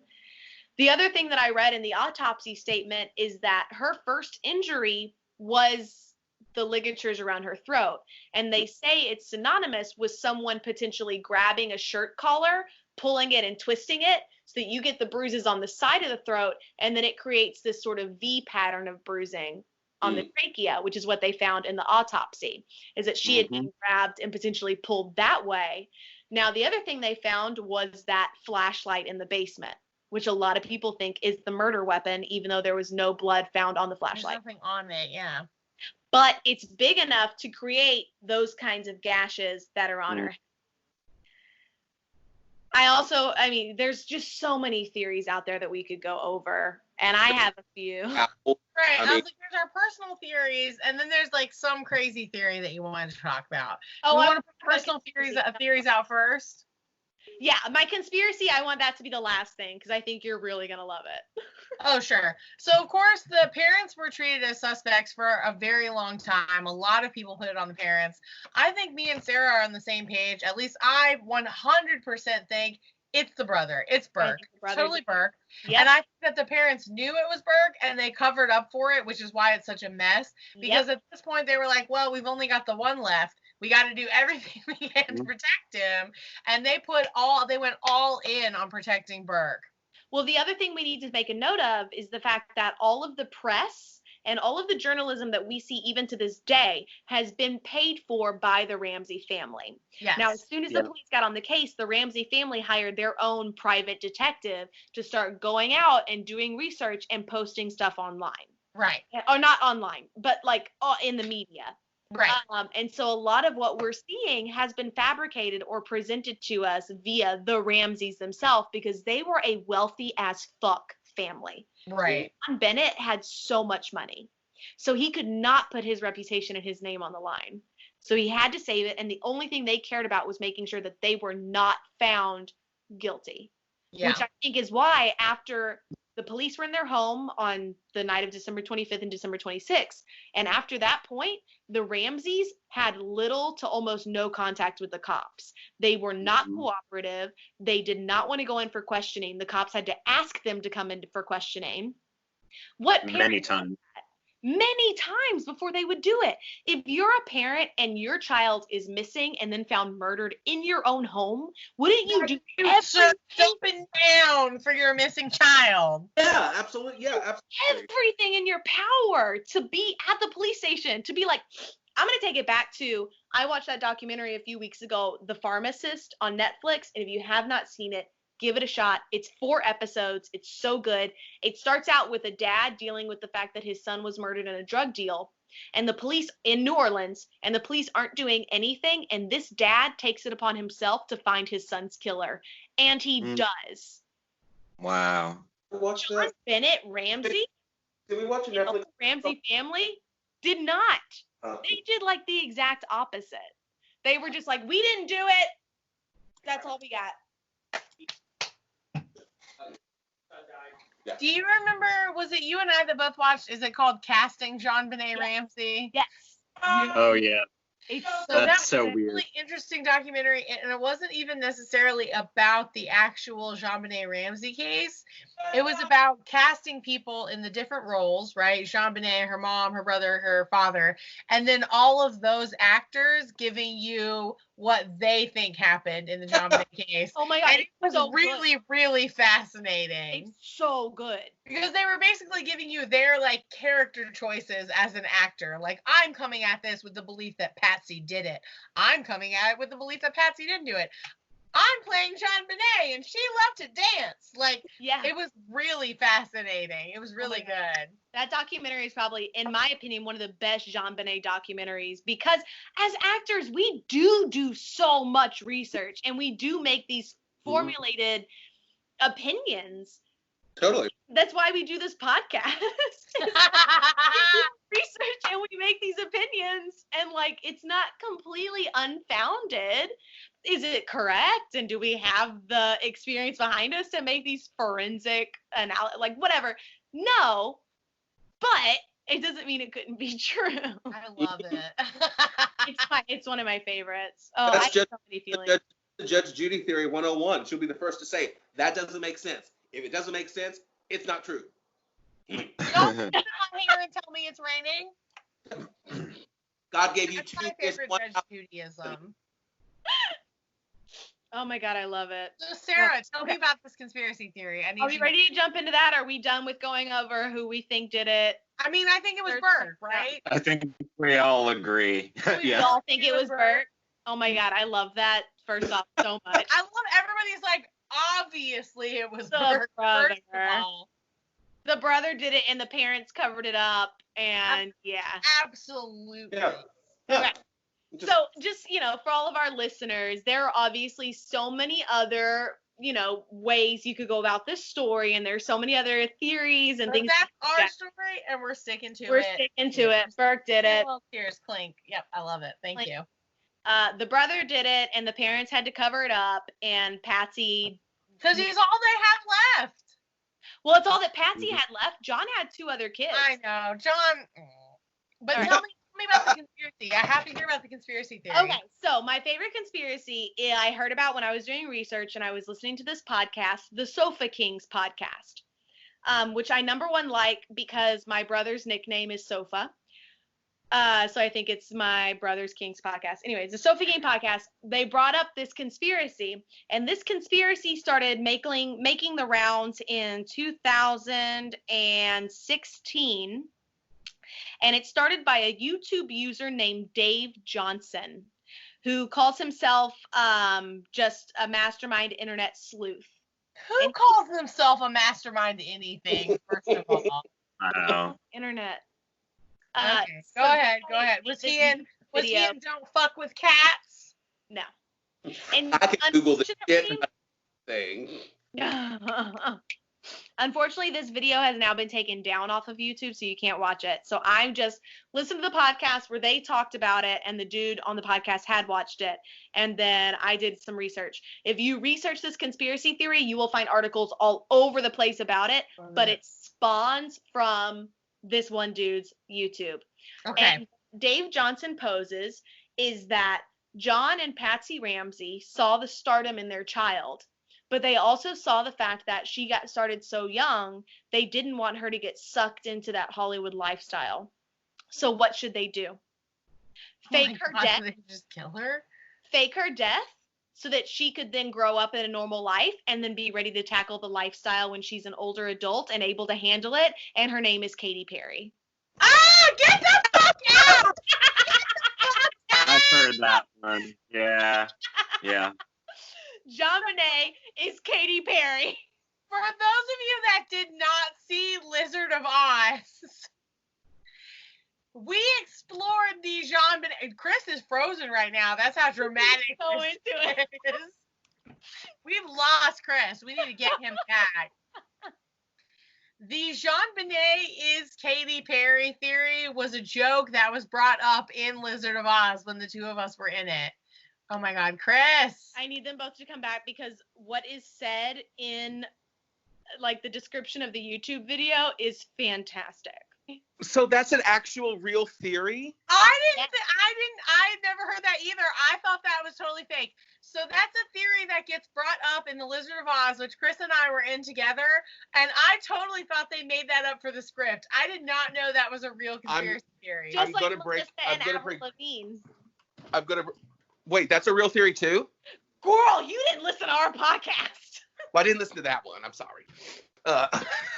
Wait, Brittany. Did you know that Katy Perry as John Benet Ramsey is an actually published conspiracy theory? Yeah, I knew that. Okay, well. Brittany already knew Brittany was also in Lizard of Oz. Because she is. Okay, anyway. Sorry. Did JT just yell because she is? Yes. It's my favorite theory. Oh my God, we lost Josh, but I'll keep going. Yeah, the theory is that her parents were like, you're so talented, you're not ready for the limelight. We don't know what to do. Let's fake your death and raise you as a normal child until you're ready, and then you can be Katy Perry. And this person who made this YouTube video put like side-by-side pictures of Katy Perry's parents and John Benet's parents, and they're like, look how similar they are. Did they do those like age progression pictures where No. like They did the like dissolve over pictures. And my favorite part of this video, I just have to, because I can only read what's now posted about it. I can't read the actual description. But YouTuber Dave Johnson claims that Jean Benet didn't die. Her family set up the elaborate hoax so the little girl would grow up to become a star named Katy Perry. In the video, apparently, he's got a block of text and he's talking over it, and he like puts up these pictures and he's talking over them. But he says, Jean Benet Ramsey did not die. Nobody died and nobody got hurt. That sacrifice was in name only, and that sacrifice was to get something. And that something was to become a star. get the fuck out? Jean Benet Ramsey became Katy Perry. That's a fact. So if any of you continue to lie about this person dying, you're a false witness to murder, and that's a fact. But what about the dead body? Right, I'm like, what about the body that they found? Look, I don't know. The only thing I love is that his summary reads, nobody died, and if you perpetuate the lie that somebody died, you are You're a the false problem. witness, and that's a fact. And the bottom of it says, stop being liars for the system. Nobody's died. She's still singing. Obviously, false death liars are going to burn. Count on it. All right, Perez Hilton, calm it down, bitch. So what I need to say now that we've done this entire podcast is I am so sorry that I'm a false witness in saying that Jean Benet died. Because I don't want to die. You're apologizing for saying it was Burke when clearly JonBenet Ramsey is now Katy Perry. It's now Katy Yep. Perry. Sorry for playing into the man. And Burke did nothing wrong. That's my favorite conspiracy theory. I wish that the YouTube video was still up so that I could link it, and I'm really sad that it's not, because that whole apparently multiple times throughout the video he's like, "That's a fact. That's a fact. That's a fact." If you perpetuate this lie, you are a false witness. Do people know what the word fact means? Girl, Donald Trump is our president. No. He's that's an alternative fact. No one knows. God. I can't with your alternative facts. So that was my favorite conspiracy theory, and I love it, and I'm here for it, but I do still stand by my thought that the brother did it and the parents covered it up. Right. I'm 1,000% in on it was Burke. Ramsey. And even, like when you see, there was an interview with him, in 2016 that's in that documentary where Yep. he's like, yeah, it was really weird, but I didn't have anything to do with He's it. so weird. And I'm like, you're weird. He's You're so weird. And he's smirky. Like, he smirks a lot. And I don't Mhm. like it. He's like, I'm white and I'm from a family with money. Well, and in that 2015 interview with Barbara Walters, John's just cool as a fucking cucumber. It's just like, I mean, it was a tragedy for our family and what we had to go through, and the toll that I know that my wife, that toll, it lasted with her for the rest of her life. And I'm like, Did it? did it? Or are you just kind of evil? Covering up your son, murdering your daughter? Or you're white. I also, the more that I did more research, the more that I'm like, Patsy might have killed her in an accident and then not known what to do. Right. We've talked about the UTIs. That was something we talked about before where, we think it was from the aggressive wiping. Her wiping her so aggressively because she's so mad, and she's because she wet herself so much that Patsy was like, you fucking Do you think that, just playing devil's advocate on that, do you think that could have resulted in damage to her hymen? That I don't know. Here's the thing. I don't know. Because they say, honestly, nowadays, they say you can lose a hymen on a bad bicycle wreck. Fair, Like, totally you fair. can lose a hymen horseback riding. Like, you don't necessarily have to have penetrative sex to break a hymen. That girl in Drop Dead Gorgeous, when she hit her crotch on that thing, she definitely hurt her hymen. Yeah, she did. She had to ice it. Love that movie. And I hope, hoping this isn't TMI, but I diddled myself a few times before that hymen broke. Oh my God, me too. Before you. Same. Hard same. I got to keep my man happy for 11 years.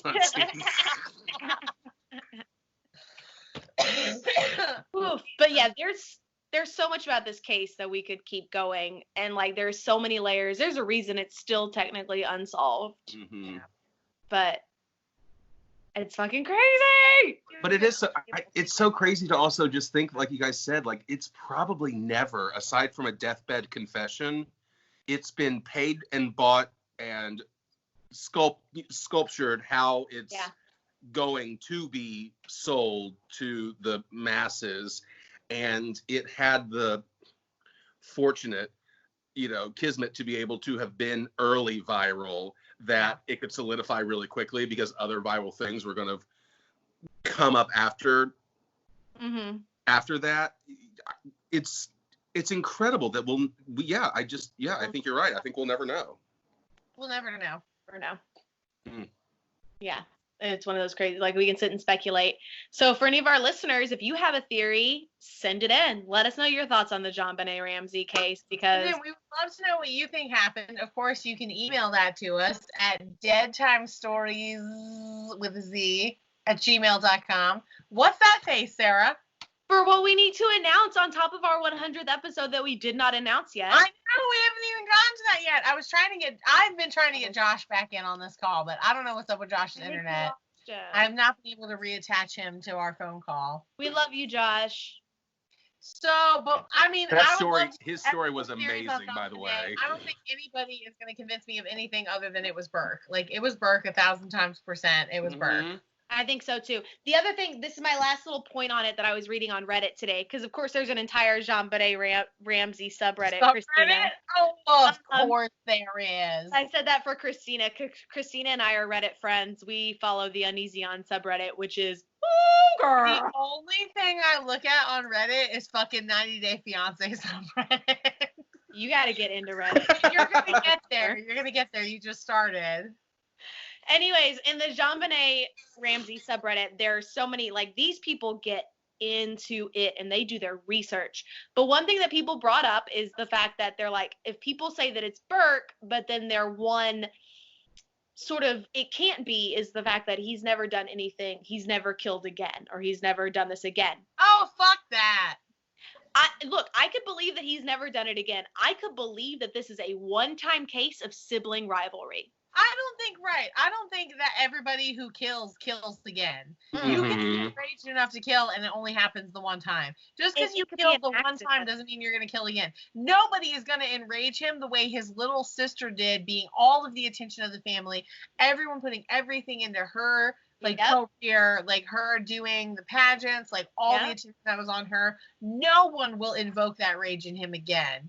There's never going to be a second time. And he's never going to be 10 years old not knowing any of this ever again. So I definitely think it was done as an act of sibling rivalry, not knowing what you're doing, and it was an accident and the family covered it up. Because the other thing we didn't talk about was the fact that her wrists were tied, but they were not bound tightly. She could have gotten out of it. So they were obviously tied posthumously. Well, and has there ever been, like, this is something I don't know, so I'm asking, like, has there ever been, like, any kind of, you know, in the last 5-10 years, like, have we seen Burke? Do we know where he is? He did that. He's living his life. Yeah. He's what? He's just living a life. He's living like a totally normal life. Yeah, there's I don't nothing think to he's say. gotten married, has he? I don't know. I would hope. Like, there is nothing, that family is not above getting him, both of y'all chug at the same time, it's great.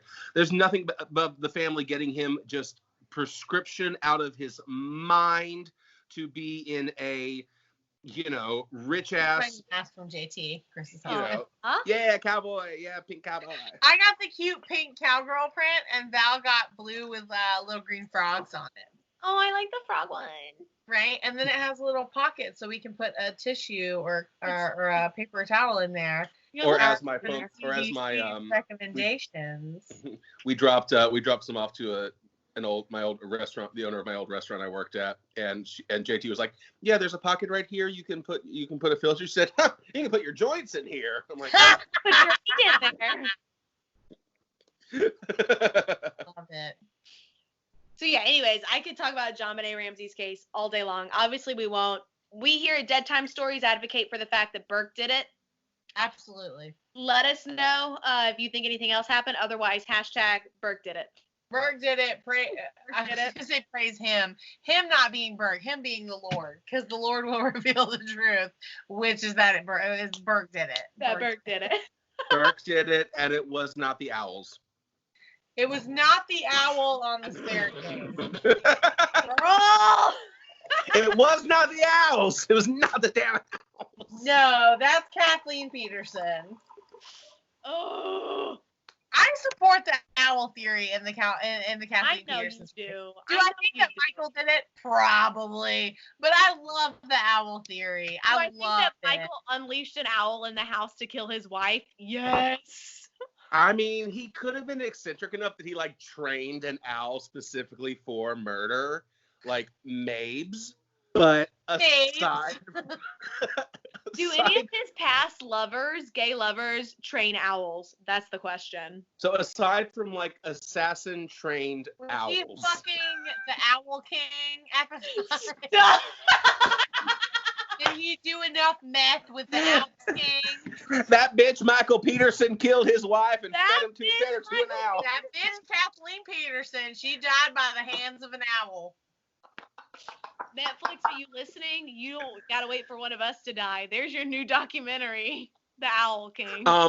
There's another episode coming out next week. It came out today. I thought it was today. Been texting me about it. I want to watch it. We're And watching it after this. Yes, there's a new episode of The Tiger King out today, But Sunday. apparently, we will not be seeing his current husband in it.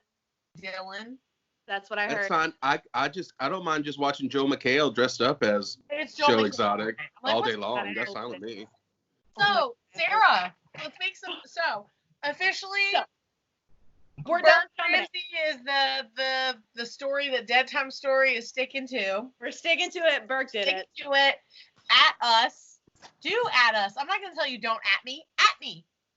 If you think I'm wrong, like, come for me. I'm ready for Come it. for me. It's Burke. You're not Those convinced dick. I don't otherwise. care. But Sarah, let's talk about our big announcement. Aside from Leslie Jordan and aside from John Benet, big announcement, episode 100. Episode 100. We have a website. We have a website! Yay! And along with a website, we have merch! Merch, So you bitches! we're gonna have coming for That's you. short for merchandise. If you So didn't- excited. It's only been 100 episodes. But coming for you guys, we're gonna have two versions of we're gonna have a mug, but our mug will have two versions featuring our normal logo sticker and then featuring our special logo sticker, which some of you have seen and some of you haven't. The Scooby-Doo We will also logo. we'll also be featuring a tote bag. Using one of Stephanie's personally made Deadtime Storiez stickers. And then on Yes. the back, y'all ready to talk about some Some ghosts? ghosts? Yes. Right now, we're just starting with those 3 items. On top of, we will be offering our stickers up for sale, but you can get that shit for free if you leave a review. That's right. We'll get into that in a second. We'll also sell you those for 50 cents a piece if you don't want to leave a review. So, Ask them for the gritty chips that JT is eating. look at that. You should get Deadtime Story stickers to put on those gritty chip bags. I think We're I getting did. flower I stickers, think I actually. did leave a review a few months back. So Sarah, you can just bring me a sticker at our next bistro. You can send me a message and remind me. Because you That did, is and I should. That is incredibly fair. You did, and I should. Of course, the best ways that you can support our show, you can subscribe to our Patreon. We have $1, $5, and $15 subscription levels. You can also go to our new website, Deadtime Hi. with a We'll Z. We'll be linking that onto all of this. I'm not sure what our domain name is yet because we haven't bought it. But We're I'm gonna buy Deadtime Stories with a Z is gonna be available. We're gonna dot buy com. it. We're just Dot- gonna assume that's our domain.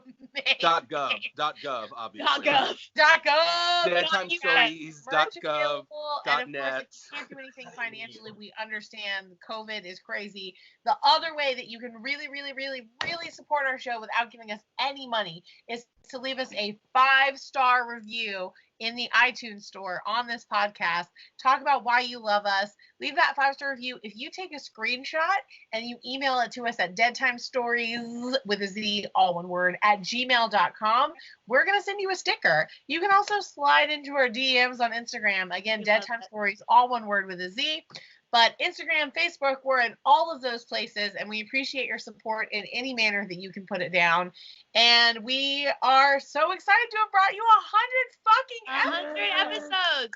I sent out because of sweaty pits. But you know what? Like, it's Corona. life. I'm excited. here. I'm a human being, and we all sweat out of our armpits. So, but the stickers are real because I'm sending out a sticker to one of our new listeners named Stephanie. Actually, I sent it yesterday, but it probably she's won't. not me.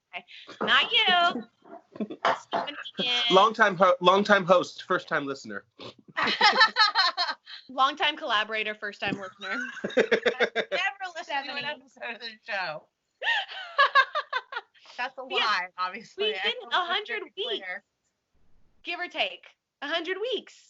100 episodes. Not Josh, but Josh has been doing things on his personal Facebook every day, doing campfire stories where he reads ghost stories, and it's really, really awesome. Chris, tell us what you're doing on the internet right now. So I just did my 4th installment this past week, but I'm doing every Friday night. I'm Karaoke Live, billing it as your official Drag Race Digital After Party. I love it. The first week I did it with Brittany and with our friend and also queer cabaret performer Zach King. But you know, the last 3 weeks I was like, no, we can't meet up. Like, we have to socially distance. So I've been doing it for the last 3 weeks. It's been really fun. Last week I stepped up. I hired a brand new intern. Oh my God, I introduced her to the family. Rona, the unpaid intern. That's Rona. She's unpaid, but she does really shitty audio and video work for me. But yeah, so I'm doing that Friday nights at 10:30, streaming from my Facebook page, and I do requests. I pick some songs. I've been singing a lot of French last couple of weeks. Ooh, Yeah. Yeah, so I feel like I'm giving myself at least like one day of work a week to, you know, keep me saying, like, playing the songs and figure out how I want to do this. This week I put a little bit more, I hired Rona. So maybe next week we'll have intensive interview process too. Well, as I said, I was needing some help, and she showed up at my front door looking for intern work, and I was like, I guess there's room for everybody. That's fine. Get the fuck equal opportunity employer. Hey, I mean, again, unpaid, but unpaid. But as I told my friend, it's great exposure. It's great experience. I did bill it to her that she would get course credits for it, but does she at least get credit for this internship? So she thinks she does, but I myself am not accredited, so I can't actually offer. Right? I didn't. They got COVID and died, so I can't fill out the paperwork. The registrar is so busy, and the bursar's office are so busy. Nobody at UArts wants to listen to her anyway, so this is our new normal, people.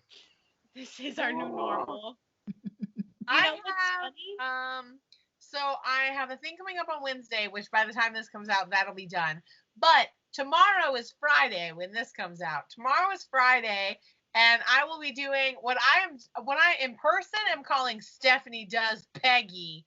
But it's Stephanie X Peggy if you're looking at it on social media, where on my Instagram, I'm going to go on Instagram Live, and I'm going to do an hour of Peggy Lee songs on Friday. Cute. Right? I'm super excited. Wednesday, which this will already have come out, I'm doing a live reading of my book on Facebook. Mm-hmm. Be cool. But by the time this comes out, Friday will still be yet to come. So tomorrow on my Instagram, which is at SCKERNISAN, this is my first two initials and my last name. I almost was like, what is my Instagram? That's my name. And I will be doing an hour of Peggy Lee songs on Friday at 5 o'clock Eastern Standard Time. So that's tomorrow at 5 o'clock. That's where you can find me doing Peggy Lee stuff. And we can also go ahead and say that when you're listening to this, the amount of praise and acclaim for your Wednesday book reading was just insurmountable. Right. They loved it. Everybody loved it yesterday. I can tell you right now, it hasn't happened yet, but they all were there and they all loved it. Look, Pulitzer people have already been calling me as people to vouch for you, and references, and I mean the phones are just off the hook left and right. Hang on. What you will see here is this is my book. This is what my book looks like. Look, here, right there on the cover. That's me going, being sexy, like, oh. Yeah, that's my gay Bill sister. That's me. So my book, Bad Sex and Other Problematic Analogies, that reading will have been done by the time this recording comes out. But my book is available on Amazon, you bitch. That's right. It's Bad Sex and Other Problematic Analogies, available on Amazon. But tomorrow night, you can catch me on my Instagram doing Peggy Lee songs, and it's going to be cool. I love that. You know what else I just realized? What? if Corona hadn't happened, this would have been our day to do our live show. Yes, this was the day we were looking to do our live show if coronavirus had not happened. Which we will still be doing a live show because we still have a venue. Mm-hmm. So we keep an eye out. If you liked this, think how much you would like if you saw the rest of us. I know. Yes. Sell the garment. See, I Amish dress. Yeah, well, everyone logged on. Everyone's watching anymore. People from Latage and Front Street Dive and Frankie Bradley's talking about setting up our one woman show, setting up our live recording of our podcast. 1.5 show. Thank you very much. 1.5. Girl, I love you're only half of a woman. I'm not half a person. We'll be doing a live show. This was just in lieu of because of Corona, but Corona be damned. We were gonna give you guys these faces made for radio on your screen. I'm glad I got to share Leslie Gordon with you. And we're going to be using that promo until we fucking die. Oh my God. I'm sorry we lost Josh. Can you play it again? Josh Can you play it again? Yes. On Josh's Facebook, which he's doing campfire stories every night at like 8 o'clock on his personal Facebook, where he tells ghost stories, and he is the best fucking ghost storyteller in the whole universe. He will scare the He's so shit out of insanely you. good. Chris has his Corona Yoki on Fridays. I have Peggy Lee tomorrow night at 5 o'clock Eastern Standard Time on my Instagram. Sarah, are you doing any internet things, performances? What are you doing, girl? I'm doing Deadtime Storiez releases every Thursday. I That's love what I'm working it. on. I do We the can social do media. a live stream soon enough. A live stream episode of Deadtime Storiez. It will happen soon. This is what I'm working on because all my auditions got postponed. I did one video. Girl, I did one video audition submission, and I've heard that calls have started going out this week, and I haven't gotten mine yet. And like we're all in the middle of texting each other. It's like, have you heard anything? I'm like, oh, I'm supposed to be quarantined, and I'm still going crazy about audition notices. Well, Josh is directing a show at Allen's Lane this next season that I really want. right, I was gonna say that I think both of us are really interested in. So we'll see what happens.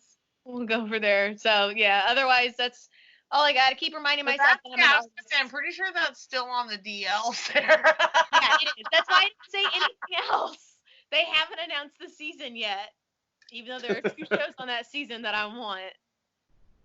And one of them is. We want to thank you all so much for listening. Thank you this week for watching, you dirty bitch. Now you can tell our faces that we make. Like that. And as you can see, I'm a classy bitch and put my pinky out when I be sipping. And Chris requested for us to book in this with the Leslie Jordan audio again. Oh, So, absolutely. you ready? Are you going to play it again? Yeah, I got it right here. Do it. Hi, Sarah. Y'all ready to talk about some ghosts? That was from Stephanie. She wanted to surprise you. I'm going to do a little a shout out for just your podcast, your 100th episode. So here, get ready. Here it goes. Hey, everybody, it's Leslie Jordan. Do not miss the 100th episode of the podcast, Deadtime Storiez. Y'all ready to talk about some ghosts?